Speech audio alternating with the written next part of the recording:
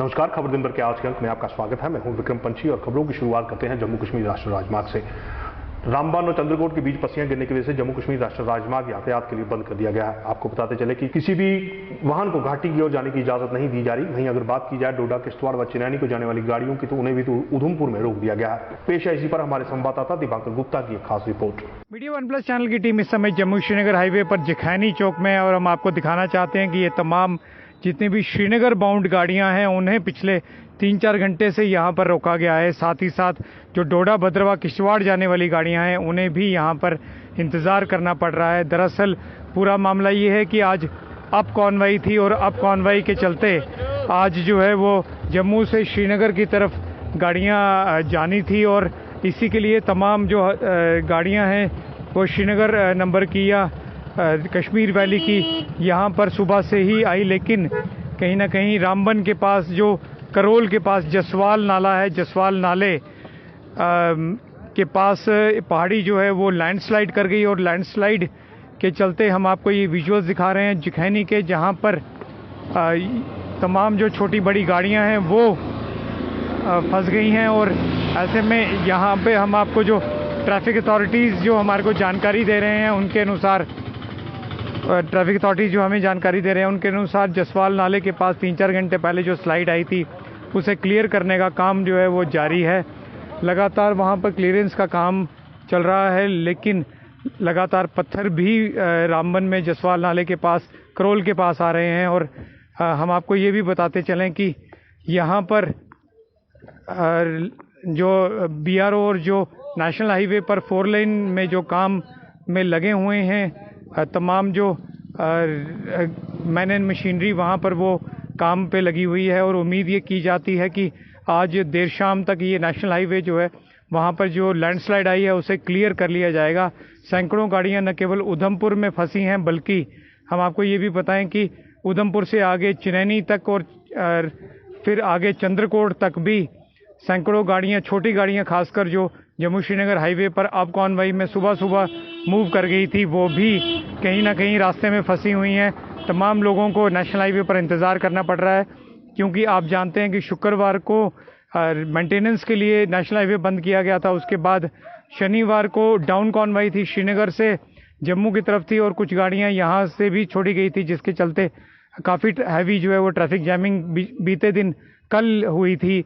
ऐसे में आज जो है वो अप कॉन्वॉय छोड़ी गई और तमाम जो श्रीनगर की गाड़ियां हैं वो आई हैं, लेकिन उधमपुर के पास आकर ये सारी गाड़ियां स्ट्रक हो गई हैं। कुछ गाड़ियां जो आगे गई थी उन्हें भी उधमपुर से आगे चिनैनी के रास्ते में रोका गया है और उसके अलावा जो नाशी नाला से लेकर चंद्रकोट तक हैं वहां पर भी गाड़ियों को रोका गया है। यानी कि जो भी गाड़ियां जम्मू से निकली थी सुबह के समय वो कहीं ना कहीं अभी रामबन से पहले ही रोक दी गई हैं और लगातार जो उनमें सवारियां हैं, कम्यूटर्स हैं, जो लोग हैं वो इंतज़ार कर रहे हैं कि कब जम्मू श्रीनगर नेशनल हाईवे पर जो रामबन करोल पुल के पास जो ये हैवी लैंडस्लाइड आई है वो क्लियर हो और उसके बाद यहाँ से उन्हें जो है वो छोड़ा जाए।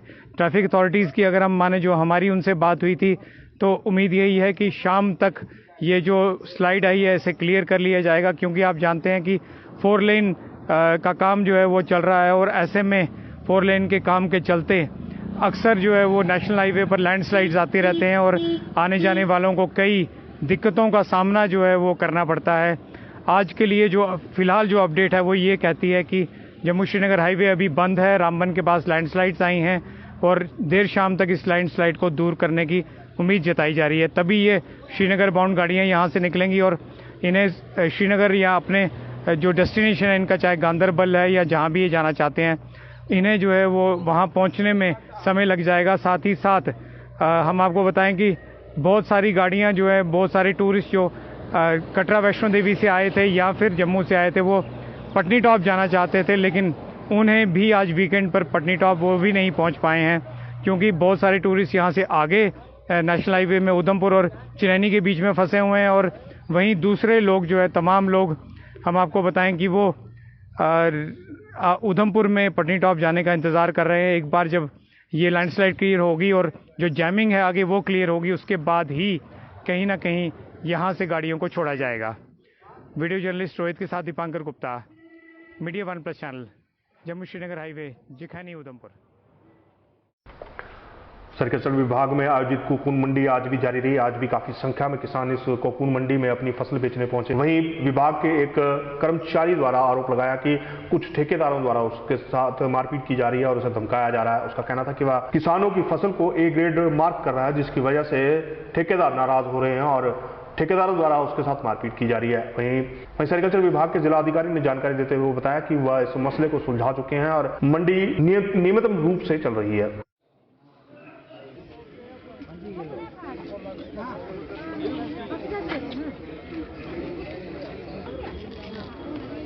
है 22 किलो।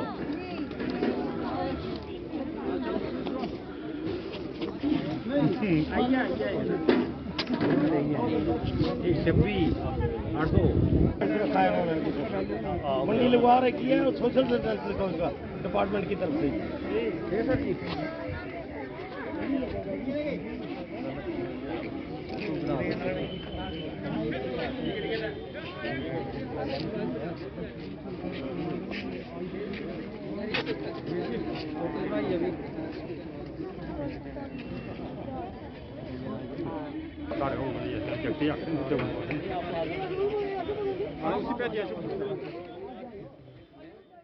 मेरा नाम दिलबाग सिंह है। मैं सेरीकल्चर डिपार्टमेंट से हूँ।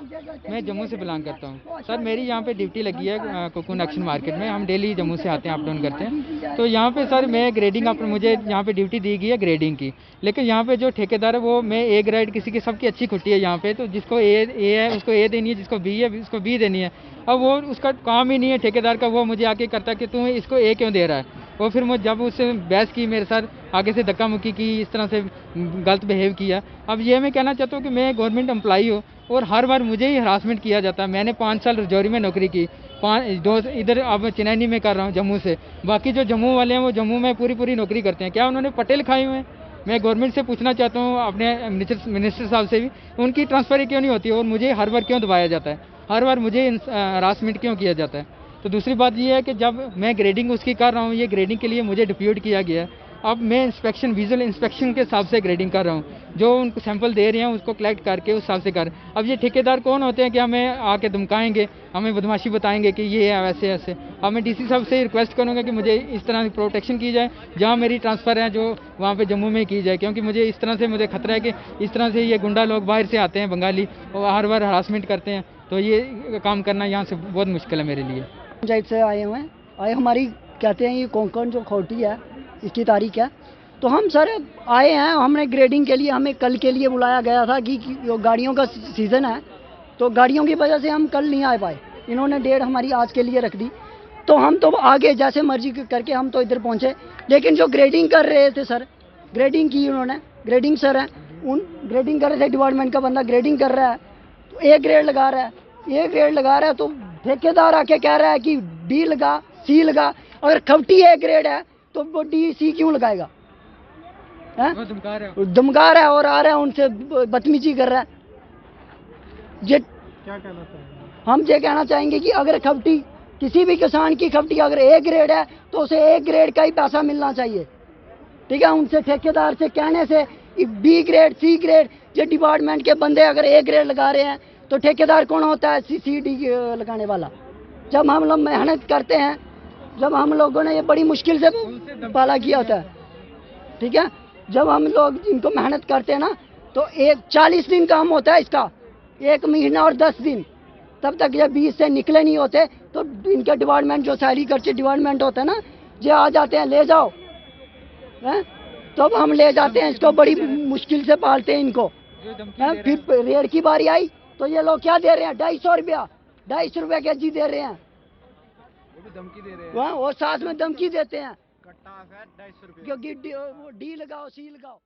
सर हमारी 18 तारीख से मार्केट चल रही है और तकरीबन हमारी 20,000 ड्राई कोकून जो हैं वो सेल हो गए हैं। 1 करोड़ से ऊपर हमारे यहाँ पे लोगों ने इसके पैसे लिए हैं। तो आज छोटा सा एक इशू था जिसमें जो कोकून्स लेने वाले हैं उनका इशू था कि ग्रेडिंग प्रॉपरली नहीं हो रही है।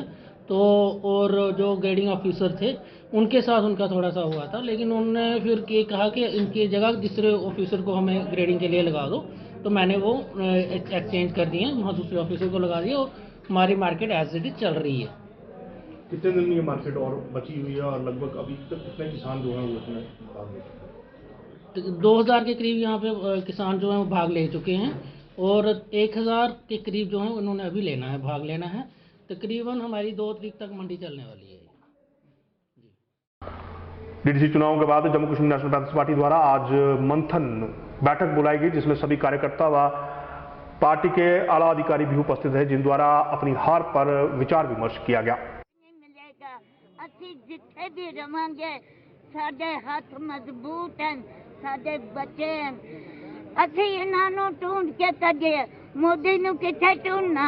ਫਿਲਮਾਂ ਵਿੱਚ ਉਹਦਾ ਬੂਥਾ ਦੇਖਣਾ, ਅਸਾਂ ਨਹੀਂ ਬੂਥਾ ਦੇਖਣਾ। ਅਸੀਂ ਜ਼ੋਰ ਲਗਾਵਾਂਗੇ, ਸਾਡੀ ਆਪਣੀ ਪਾਰਟੀ ਅਸੀਂ ਮਜ਼ਬੂਤ ਕਰਾਂਗੇ, ਅਸੀਂ ਪੂਰਾ ਸਾਥ ਦੇਵਾਂਗੇ। ਇਹ ਗਰੀਬਾਂ ਦੀ ਪਾਰਟੀ ਹੈ, ये मोदी की पार्टी नहीं है, खजाने वाली नहीं है, ये गरीब पार्टी है। गरीबानू मौत मारदा पिया, छुरे मारदा और पैंथी पार्टी सानू बचांदी है, सानू ए बचांदे। असीं की मंगिए मोदी नू? सानू दिता कि राशन दिता नहीं दिता, सानू इन्होंने पैंथर पार्टी ने मदद की। कंटेस्टिंग कैंडिडेट और जिहड़े कार्यकर्ता जिन्हें लीडर कार्यकर्ता जिन्हें बेहतरीन तरीके कन्नै जिला उधमपुर के अंदर मेहनत करी है, दिन रात 1.5 महीना मेहनत करी है। इत्थे पैंथर्स पार्टी का वोट जिहड़ा पार्लीमेंट के इलैक्शन च लगभग 18,000 वोट सारा डिस्ट्रिक्ट उधमपुर के अंदर रही रहा, उसी वोट की 78,000 तक बजाया। बेशक अस कैंडिडेटें की जीत दर्ज नहीं कराई सके, लेकिन 60,000 वोट 1.5 महीने च रिकवर करी है और पैंथर पार्टी की उससे पोजीशन चंदा। अगर पार्लीमेंट की पहले असैंबली चुनाव की गल करचे तो 64,000 वोट पैंथर पार्टी की 2014 च मिलिया, लेकिन अज 78,000 वोट पैंथर पार्टी की मिला करता। तो यह मतलब है कि पैंथर पार्टी ने अपना वोट जड़ा है जबरदस्त तरीके कन्नै बढ़ाया और जिहड़ी पार्टी जीत का दावा करा करती है उन्हें की पिछली इलैक्शन सिर्फ उधमपुर विधानसभा क्षेत्र का लगभग 90,000 वोट मिले हा, लेकिन अज उन्हें पूरे जिले के अंदर 95,000 वोट मिला था। ये कन्नै उन्हें भी अंदाजा लगी है कि जीत बेशक उल्टे पुल्टे तरीके कन्नै हासिल कर ली, लेकिन वोट बैंक उनके हथा खिसकी दा। अज मैं भी आखना चाहना उस पार्टी का लगभग 24% वोट उन्हें पिया, 76% लोग जिला उधमपुर के उनके खिलाफ हैं। मैं अपने तमाम साथी आखना चाहना ये मत सोचियो कि दूसरी पार्टी का कोई तूफान ते लहर आई दी है। 76% लोग खिलाफ हैं और मैं अपने कार्यकर्ता आखना चाहना असें उनके 76% उनके तक पुजने की लोड़ है। कन्वेंशन थी और इसमें जितने भी हमारे कैंडिडेट्स जो चुनाव लड़े उन्होंने हिस्सा लिया और अपनी अपनी राय यहाँ रखी है और आने वाले वक्त के लिए भी एक रणनीति जो है वो बनाने की ज़रूरत थी, जिसके ऊपर चर्चा हुई है। सब लोगों ने ये फैसला लिया है कि अपनी यूनिट्स जो है गांव में जाकर बनाएंगे, तहसील लेवल के ऊपर बनाएंगे, ब्लॉक लेवल्स के ऊपर बनाएंगे, पैंथर्स पार्टी को मजबूती देंगे, क्योंकि पैंथर्स पार्टी की मजबूती से ही जम्मू सूबे को मजबूती मिलेगी, नौजवानों को मजबूती मिलेगी, किसानों को मजबूती मिलेगी, ट्रेडर्स को मजबूती मिलेगी, एम्प्लॉयज़ को यहाँ की मजबूती मिलेगी। जो हमारे अंडर एम्प्लॉयड हैं, जो कॉन्ट्रैक्चुअल्स हैं, जो डेली वेजेस हैं, जो पढ़े लिखे युवा हैं, उनको उनका अधिकार दिलाने के लिए एकमात्र विकल्प के तौर पर पैंथर्स पार्टी जो है वो इस वक्त उभर रही है, उभरी है। लोगों की लड़ाई अगर कोई पार्टी लड़ रही है तो पैंथर्स पार्टी लड़ रही है। और यहाँ इस बात के ऊपर भी चर्चा हुई है कि भारतीय जनता पार्टी ने एक के बाद एक विश्वासघात यहाँ के लोगों के साथ किया है। इलेक्शन के दौरान जितने भी इन्होंने वादे किए थे 6 साल पहले, उसमें से किसी भी वादे के ऊपर अमल नहीं हुआ है। दिल्ली से आकर सेंट्रल लीडर्स ने यहाँ लोगों को गुमराह किया, यहाँ बेईमानी की, यहाँ जो है लोगों के साथ झूठे वादे एक बार फिर से किए हैं। पैंथर्स पार्टी ऐसे नेताओं को एक्सपोज करेगी, नेस्ता नाबूद करेगी इस पार्टी को आने वाले वक्त में। और लोगों से यही अपील करना चाहती है कि न्याय अगर आपको लेना है, अपने अधिकार लेने हैं और इंसाफ अगर आपको चाहिए तो उसका एकमात्र यही रास्ता है कि आप पैंथर्स पार्टी में शामिल होइए, पैंथर्स पार्टी को मजबूत कीजिए और जो है अपना पूरा समर्थन, अपना पूरा सहयोग दीजिए। आज जागृति वृद्धाश्रम में गीता जयंती पर कार्यक्रम का आयोजन किया गया, जिसमें जागृति ओल्ड एज होम के फाउंडर मेंबर आसी नागर द्वारा पौधारोपण किया गया, जिसके बाद बच्चों द्वारा गीतासार भी प्रस्तुत किए गए। भैया हो 2 मिनट, भैया उधर बैठो 2 मिनट।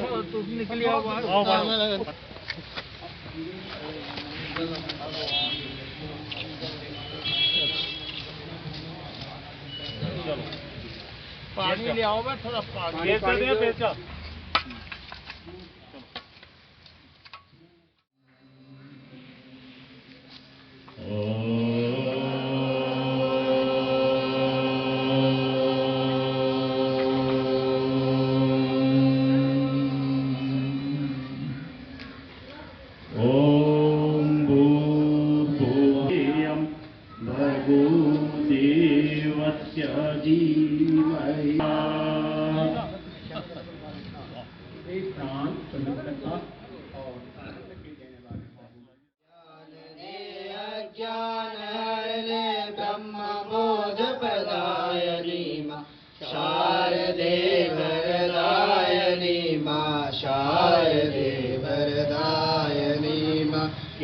नहीं तुम जानती जो कुछ धरा पर हो रहा है, क्या नहीं तुम जानती जो कुछ धरा पर हो रहा है।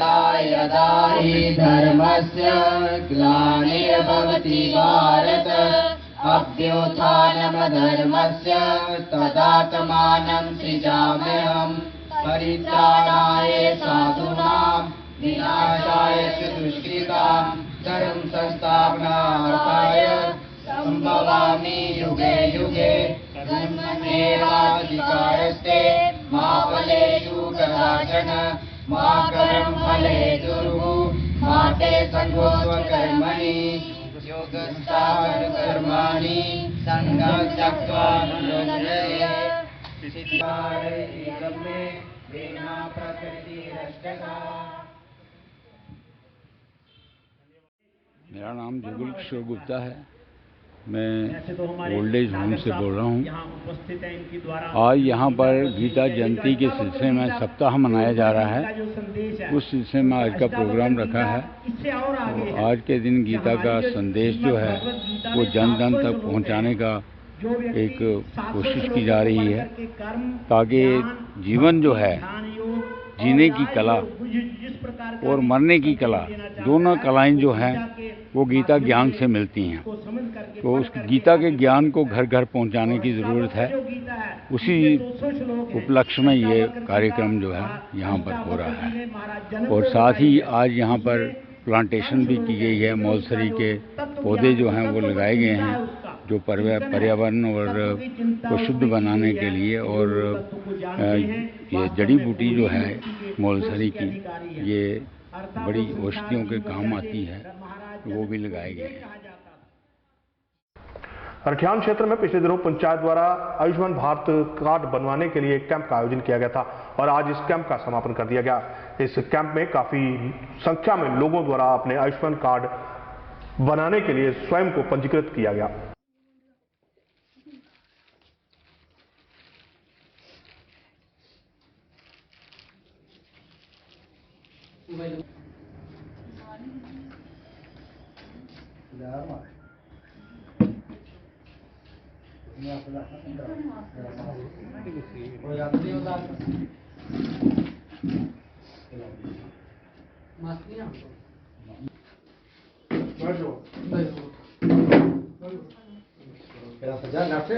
अभी बैठ जाओ, लाइट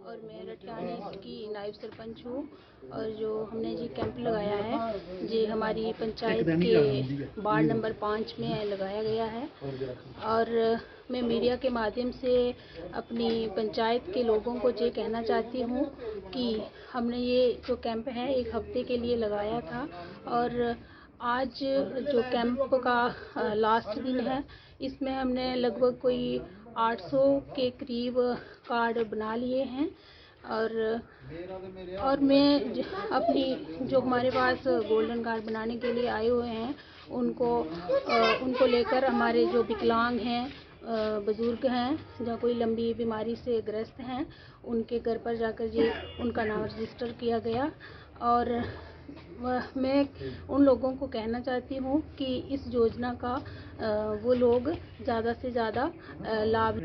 इस कार्ड का सबसे ज़्यादा ये बेनिफिट है कि जो हमारी गरीब जनता है जिनको कोई किसी किस्म का कोई बेनिफिट उनको कोई पैसे की इनकम नहीं है, सोर्स ऑफ इनकम नहीं है, तो उनको सबसे ज़्यादा बेनिफिट है क्योंकि उनको कोई अपनी बीमारी का इलाज करवाना पड़ता था तो वो कोई प्राइवेट हॉस्पिटल या कोई बड़े हॉस्पिटल में नहीं करवा सकते थे।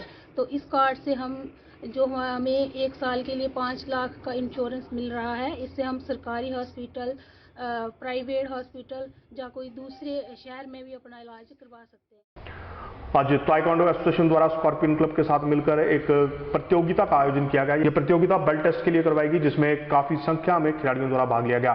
आज सुबह ही इस प्रतियोगिता को आरंभ करवाया गया था और शाम को इस प्रतियोगिता का समापन कर दिया गया जिसमें स्वर्ण सिंह राठौर मुख्य अतिथि के रूप में उपस्थित रहे जिन द्वारा खिलाड़ियों में पुरस्कार भी वितरित किए गए।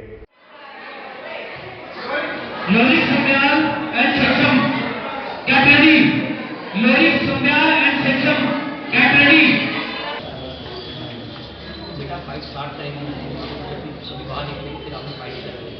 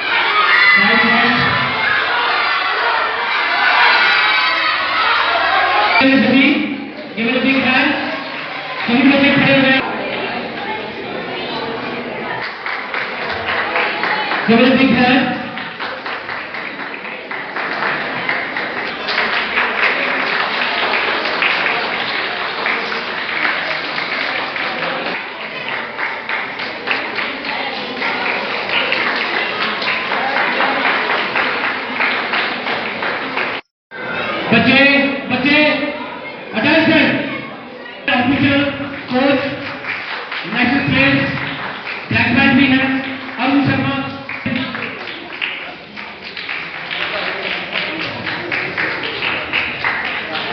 Rohit Kumar national players technical Sonia Bengal senior player national player black belt पिताजी शर्मा। देखो स्पोर्ट्स में जो भी बच्चे भाग ले रहे हैं ये बहुत अच्छी बात है। स्पोर्ट्स के बहुत फ़ायदे हैं। मैं खुद एक नेशनल प्लेयर हूँ तो जो बच्चे जिनकी सिलेक्शन हुई है जो स्टेट खेलने जा रहे हैं ये बहुत बड़ी बात है। मैं सारे बच्चों को मुबारकबाद देता हूँ। और स्पोर्ट्स का ये फ़ायदा है कि बच्चे नशे से भी दूर रहते हैं। हम ज़्यादा से ज़्यादा डिस्ट्रिक्ट उधमपुर के अंदर स्पोर्ट्स को बढ़ावा देंगे। हमारी ये मुहिम लगातार चलती रहेगी। जय हिंद, जय भारत। उधमपुर के गोल मेले में लगने वाला गोल मेला हर 6 महीने के बाद आयोजित होता है और आज भी इस गोल मेले का आयोजन किया गया। हालांकि इस गोल मेले में पहले की तरह दुकानों को सजने की इजाज़त नहीं दी गई लेकिन लोगों द्वारा मंदिरों का रुख किया गया और मंदिरों में लंबी लंबी कतारें देखने को मिली।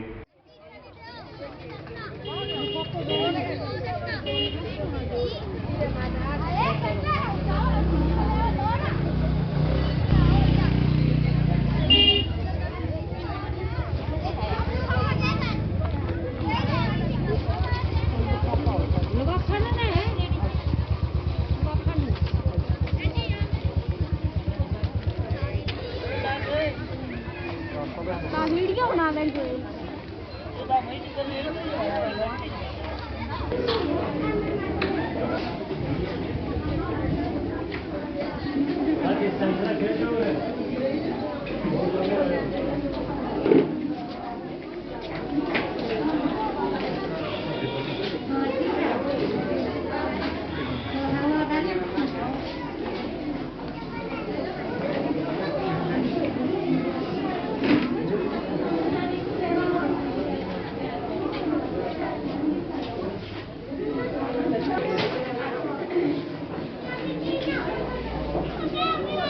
एक मिनट उधर से वो हो गया है अभी देना रुक जा यार एक मिनट रुको अभी ये लो पैसे लो मैं ये ले वजह ये लो वजह ये ले मेरा नाम राज कुमार ਜਿਹੜੇ ਪਹਿਲੇ ਇਸ ਮੰਦਰ ਦੇ ਪੁਜਾਰੀ ਹੈ ਉਹ ਸਾਡੇ ਪਿਤਾ ਹੋ ਰਹੇ ਮੈਂ ਉਹਦਾ ਬੜਾ ਲੜਕਾ ਜਿਹੜਾ ਰਾਜ ਕੁਮਾਰ ਤੇ ਇਸ ਮੰਦਰ ਦੇ ਪੁਜਾਰੀ ਹੋਇਆ ਹੈ ਪਹਿਲੇ ਇਹ ਗੋਲ ਮੇਲਾ ਜਿਹੜਾ 6 ਹੁੰਦਾ ਸੀ ਆਖੇ ਰਥ ਯਾਤਰਾ ਜਿਹੜਾ ਇੱਕ ਗੋਲ ਮੇਲੇ ਜਿਹੜਾ ਦਿਨ ਵੱਧਾ ਇੱਕ ਗੋਲ ਮੇਲੇ ਜਿਹੜਾ 6 ਮਹੀਨੇ ਹੁੰਦਾ ਤੇ ਰਾਤ ਦਿਨ ਰਾਤ ਚੇਂਜ ਹੁੰਦੇ ਤੇ ਇੱਕ ਵਾਰ ਰਾਤ ਵੱਧਦੀ ਹੈ 6 ਮਹੀਨੇ ਬਾਅਦ ਵੀ ਦਿਨ ਵੱਧਦਾ ਤੇ ਜਿਹੜਾ ਵੀ ਹੁਣ ਇਹ ਸੰਗਤ ਹੈ ਜਿਹੜੀ ਇਹ ਆਵਾ ਇਹ ਜਿਹੜੇ ਮਾਰਕਸ पाई जाते दर्शन करने ये आवा दे और मेले मूले की कोई परमिशन कोई किश नहीं है दर्शन हाँ दर्शन करने ही आवा दे लोग जेह्ड़े ये परमिशन है दर्शन करने की मार्क्स पाई जाते सैनिटाइजर करने आज पंचैरी में नवनिर्वाचित डीडीसी काउंसलर जसवीर सिंह द्वारा एक कार्यक्रम का आयोजन सांकृतिक देवता में किया गया। काफी संख्या में लोग सांकृतिक देवता पहुंचे जहां उन्होंने माथा टेक भगवान का आशीर्वाद प्राप्त किया, साथ ही साथ प्रसाद भी ग्रहण किया।